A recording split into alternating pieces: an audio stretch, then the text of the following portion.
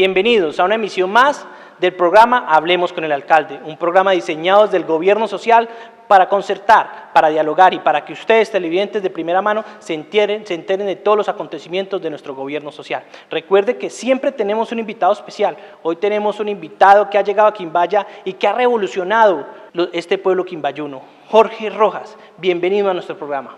Alcalde, muchas gracias. Me alegra mucho estar en este programa y en comunicación con este pueblo de Quimbaya. Cuéntenos, las personas se preguntan, ¿quién es Jorge Rojas? ¿De dónde salió Jorge Rojas? ¿Por qué ha generado tanto revuelo en nuestro municipio? Yo soy hijo de Quimbaya, yo me siento quimbayuno. Yo no nací aquí, ya nací en Santa Rosa de Cabal, pero yo llegué cuando tenía 4 años. Aquí estudié, aquí aprendí a leer y a escribir en el colegio Santander, la Escuela General Santander. Ahí aprendí, hice mi primaria, hice parte del bachillerato en Quimbaya, en el Instituto Quimbaya, y parte de mi vida y de mi formación tiene que ver con Quimbaya. Yo acabo de visitar la biblioteca pública y en esta biblioteca a los 14 años leí unos libros que marcaron para siempre mi vida. Son los dos tomos de la historia de la violencia en Colombia. Y era la inquietud por saber lo que pasaba, lo que me trajo a esta biblioteca a leer a temprana edad.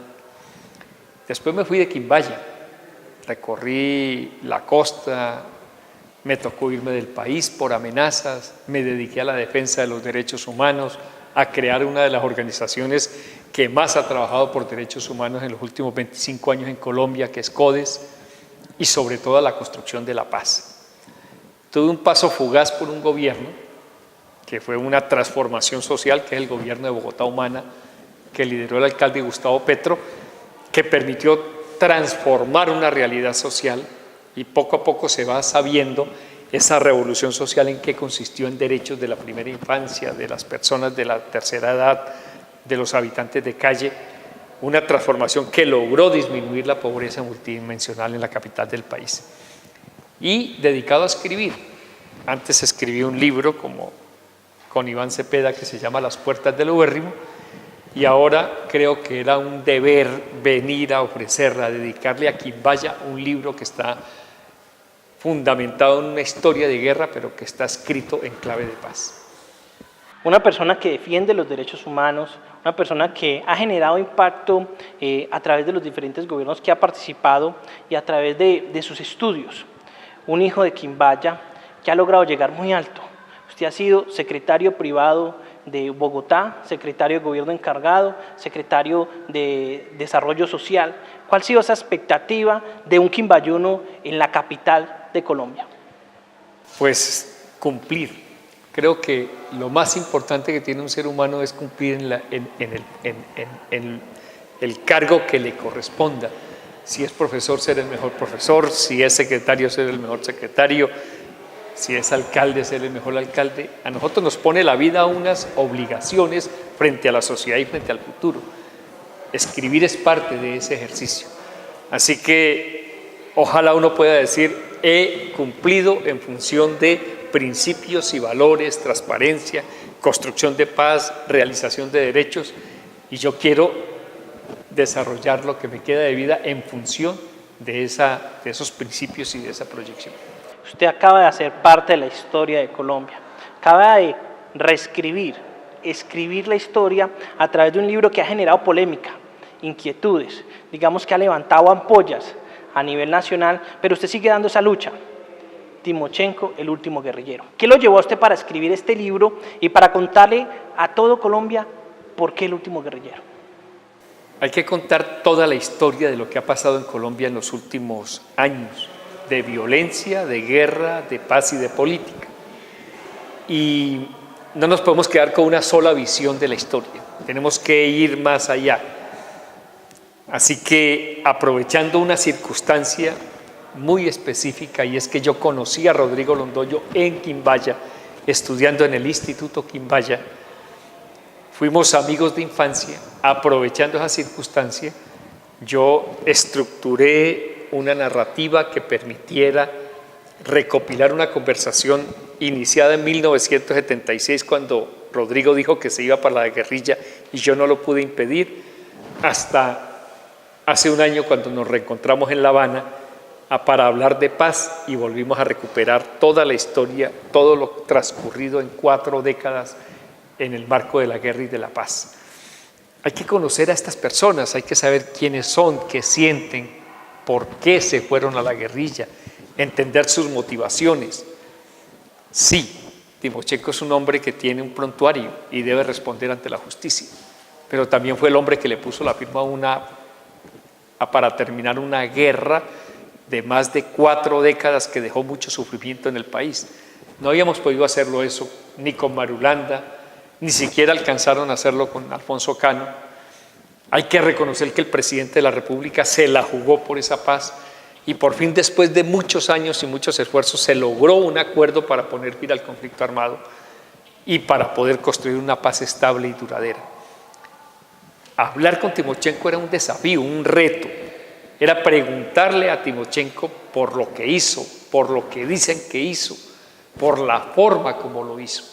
Era cuestionarle también las infracciones al derecho humanitario por parte de la guerrilla. Era repudiar los crímenes que cometieron las FARC, por supuesto que sí. Pero también era descubrir el hombre detrás de la guerra, el hombre detrás de la paz. Timochenko no es un hombre abierto a las entrevistas, pero por fin, después de mucha insistencia, me dio la posibilidad de entrar en su vida y de conocer esa historia que además yo conocí cuando él empezó su lucha guerrillera, porque estaba ahí en el momento en que él se fue. El libro no pretende cambiar la opinión sobre Timochenko ni sobre las FARC. El libro lo que pretende es formar opinión. En una guerra lo primero que se pierde es la verdad. Y uno podría quedarse con la idea de que, sí, Timochenko es un asesino, un narcotraficante y un terrorista y punto. No, el país tiene que conocer la historia completa de él y de los que a él combatió, de los generales, del presidente Santos. Estamos en un punto de transición del conflicto al posconflicto y lo mejor es que el país sepa la historia para que no repita los errores del pasado y pueda superar por fin esta página de guerra. Uno de los, digamos, de lo fundamental en este proyecto que usted ha generado es el respeto por las diferencias. Hoy usted realizó un lanzamiento en Quimbaya, en la cuna, en su casa, de este libro. Veamos la nota de cómo se hizo el lanzamiento en el municipio de Quimbaya. El libro Timochenko, el último guerrillero, es el resultado de un reencuentro de después de 40 años entre 2 amigos de infancia.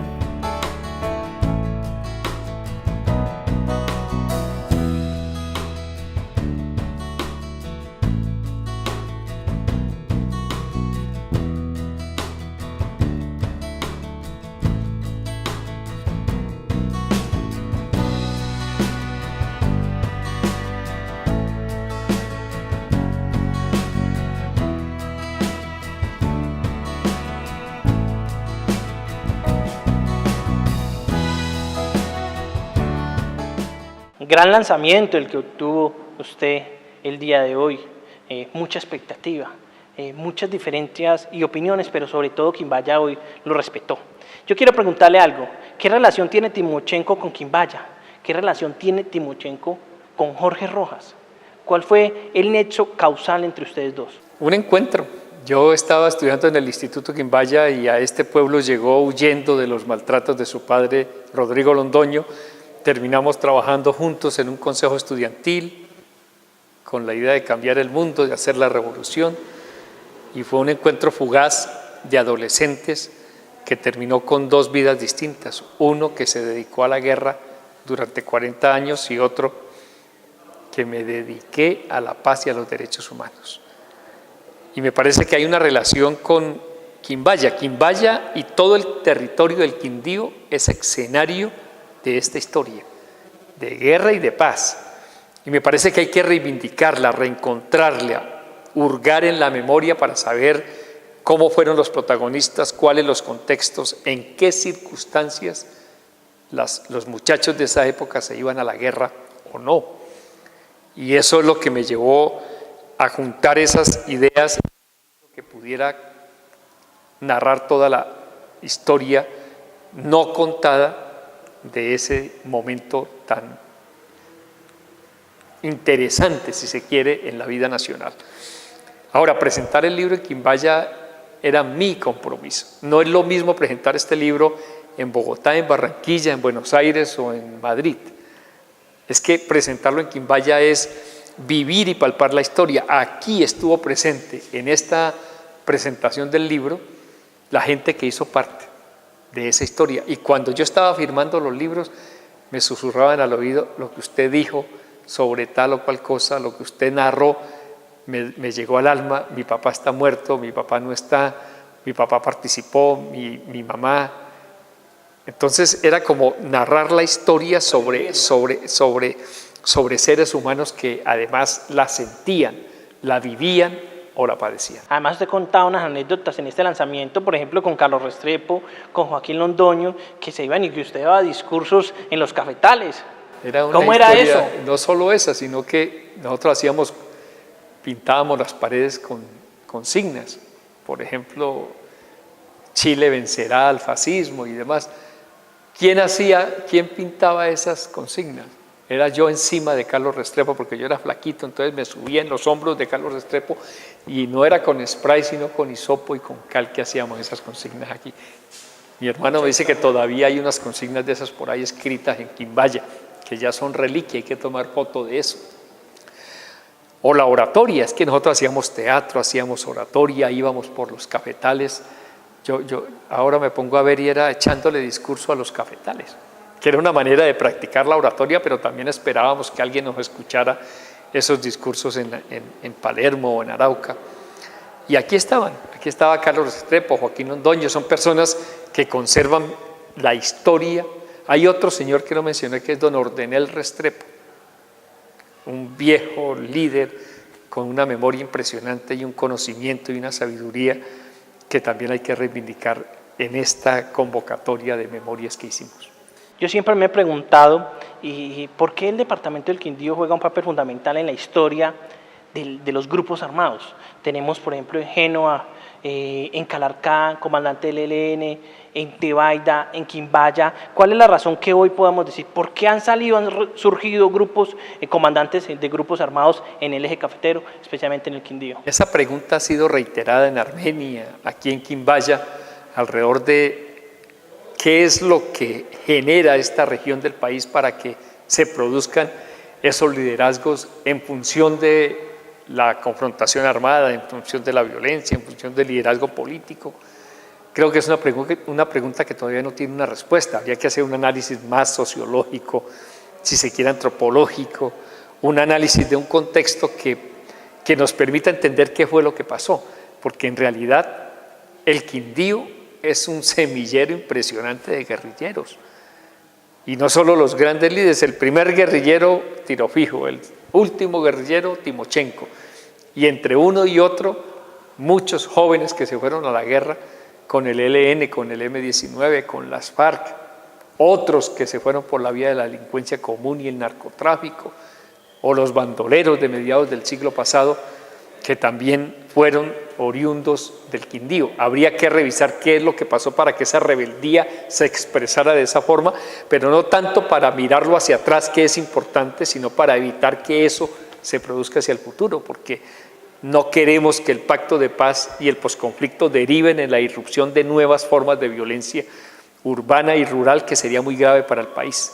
Y eso es lo que tenemos que hacer cuando revivimos la historia, en función de no repetir los errores de esa historia. Vemos que el departamento del Quindío ha jugado un papel importante en estos grupos.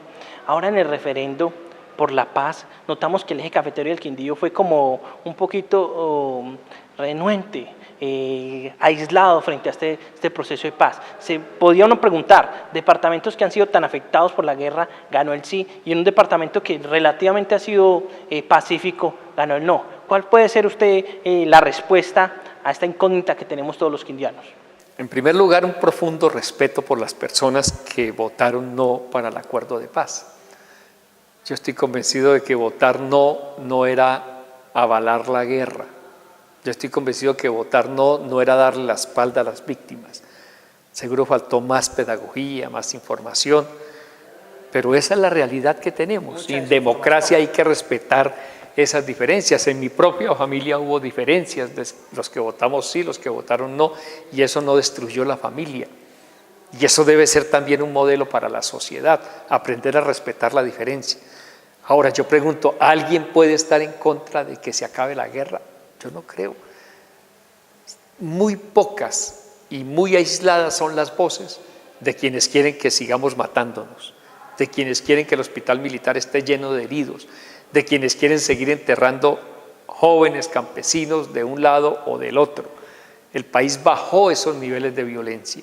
El país no, hace rato que no escucha de tomas guerrilleras como se hacían en años anteriores. Así que me parece que los del sí, los del no, tenemos un gran compromiso y es construir paz para Colombia.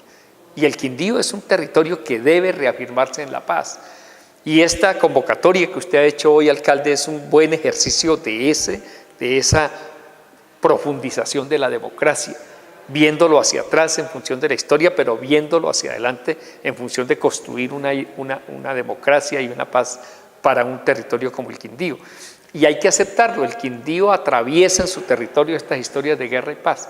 Y eso es lo que vimos hoy y creo que la posibilidad de que eso se exprese es una buena contribución a la reconciliación del país. ¿Cree usted que Colombia está preparado mentalmente para este proceso de paz? Me parece que Colombia no está preparada para la verdad. Y sin la verdad no vamos a poder construir la paz y la reconciliación que requerimos. Creo que el miedo de algunos sectores es a que se sepa, y creo que la presión de la sociedad debería ser a que se conozca toda la verdad. Nos va a doler. A mí mismo escribiendo el libro me dolió saber que yo mismo soy hijo de la violencia en Génova, o yo soy parte de una generación del estado de sitio, o yo soy parte del dolor y la violencia acumulada durante tantos años. Entonces yo no puedo generar de esto una acción de venganza. Yo creo que el país debe conocer la verdad, aceptarla, por dolorosa que sea, y dar el paso siguiente a un país de reconciliación y de perdón. Y el perdón solo lo otorgan las víctimas. Nadie más puede meterse en el acto íntimo de perdonar o no. Y si las víctimas perdonan o no, merecen el respeto. Y los victimarios tienen que pedir perdón como parte de resarcir ante la sociedad todos los errores cometidos y como parte de una reconciliación. Finalmente el Papa Francisco ha dicho, la reconciliación es el camino de la paz y deberíamos hacerle caso.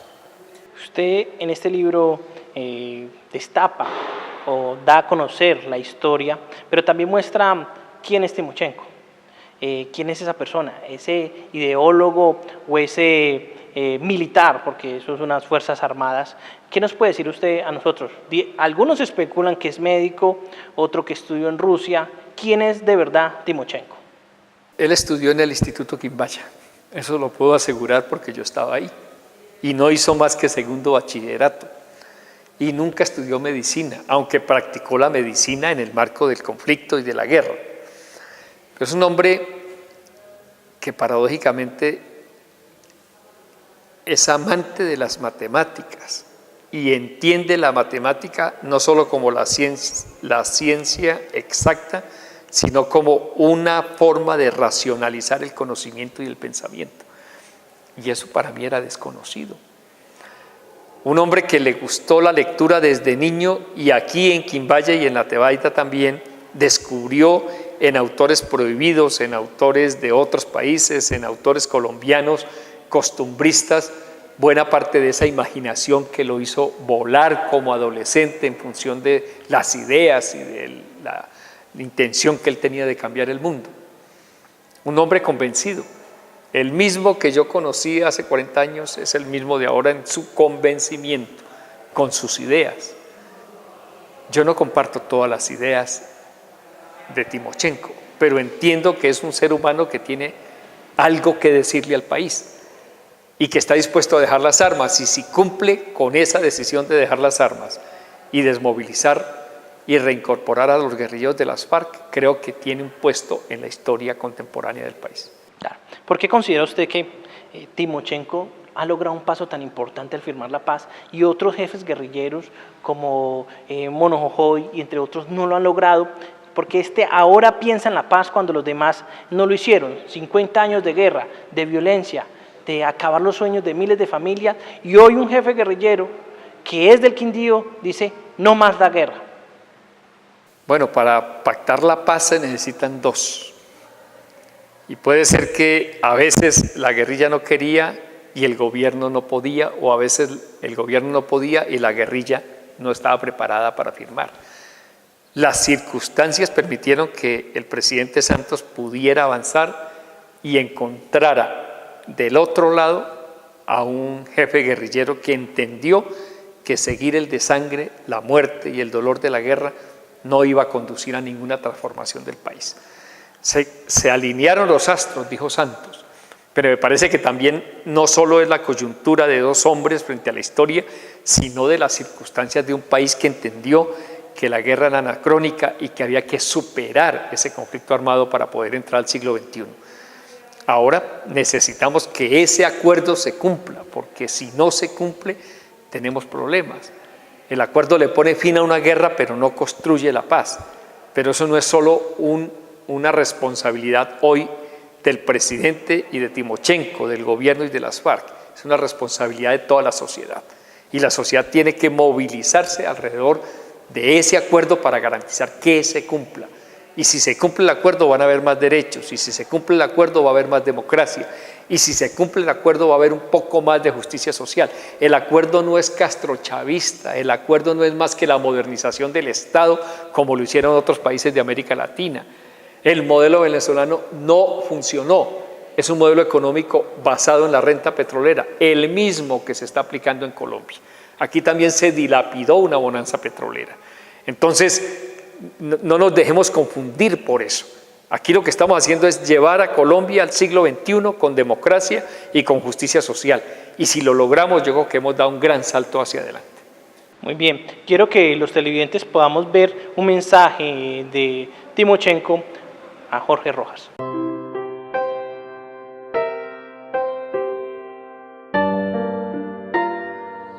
Qué pena contigo, Jorge, no haber podido estar presente en este acto que yo sé que para usted es sumamente importante.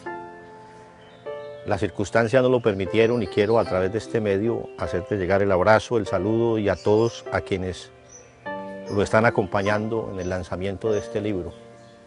Libro fruto de la tenacidad y la terquedad de Jorge, que como él muy bien lo dice, no soy muy amigo de hablar en primera persona.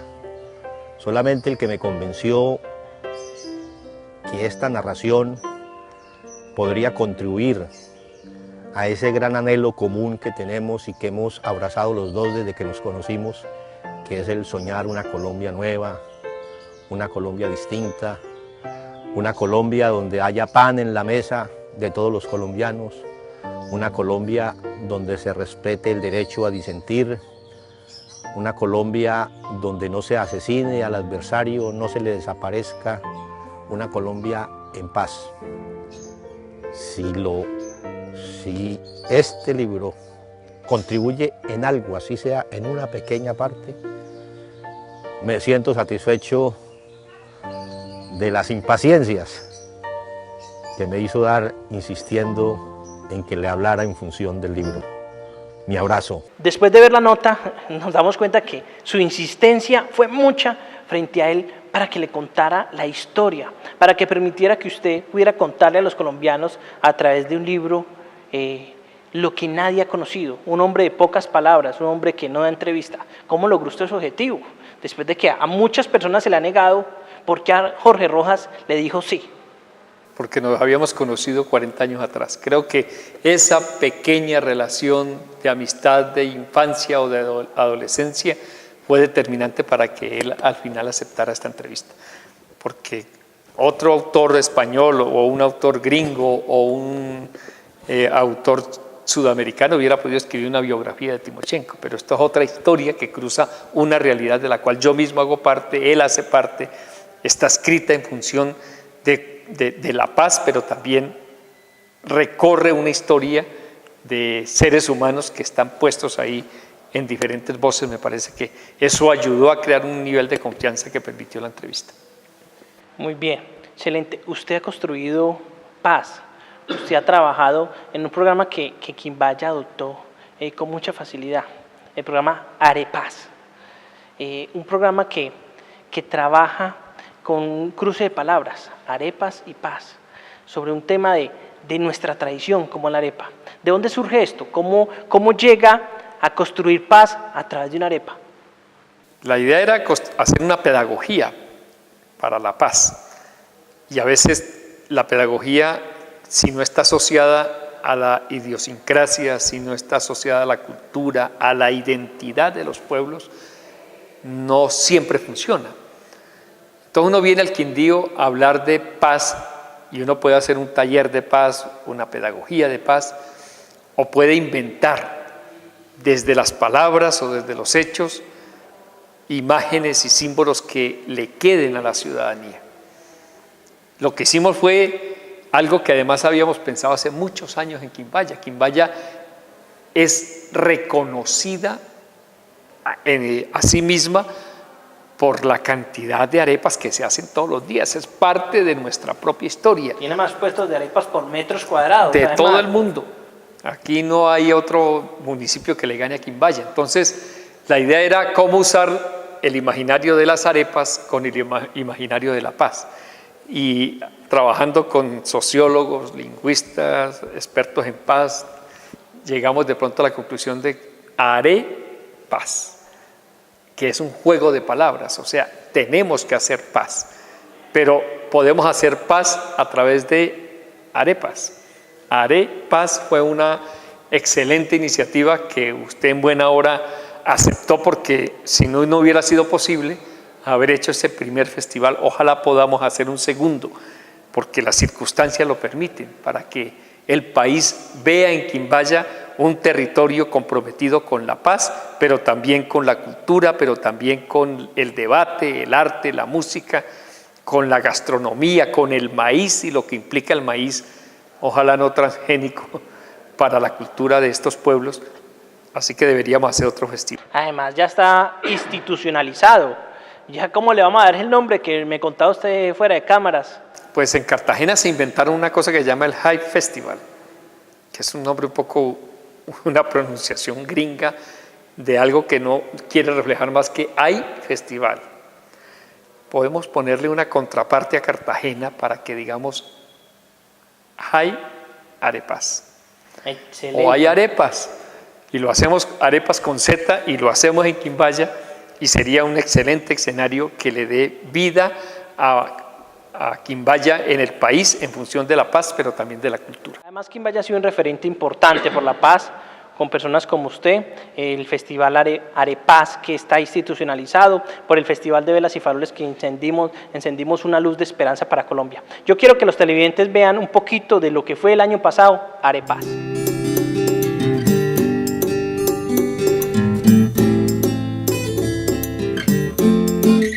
Tierra de luz, café y color, esta es mi casa, mi tradición.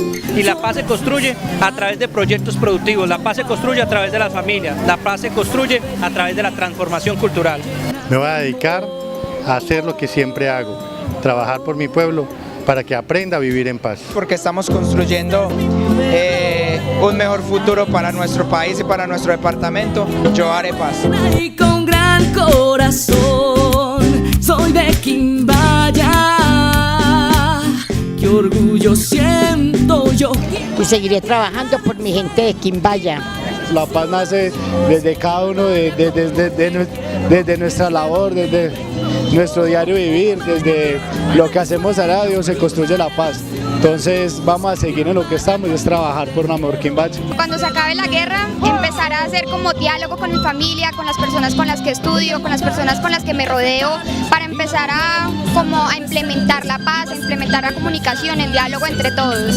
Tomarlos de la mano y olvidar nuestros rencores, olvidar nuestros odios y tratar de vivir unidos, que es lo importante, con el diálogo. Quimbaya, la alegría que se siente Este es mi pueblo de donde yo soy. Fue una experiencia buenísima, usted nos acompañó, como pudieron ver este festival fue un éxito, ya va a estar institucionalizado. Yo quiero preguntarle algo, dentro de la guerrilla, lo que le pudo contar Timochenko, de las diferencias internas, por ejemplo, ya se acerca el día de la homofobia, de la endofobia, es decir, del rechazo hacia el homosexualismo. ¿Qué puede contarnos usted sobre ese tema?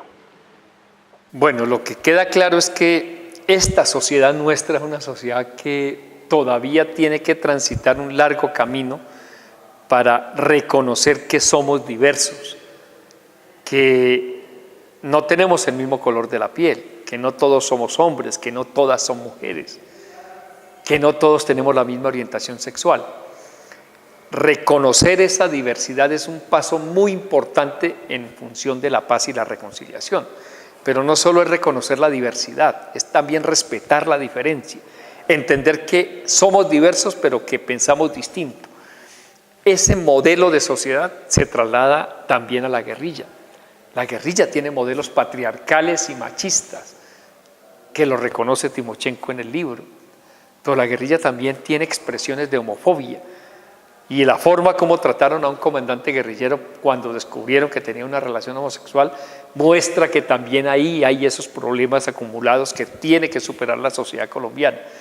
Y ojalá que lo podamos hacer en función de respetar todas las minorías y las mayorías, respetar la diferencia a partir de reconocer la diversidad.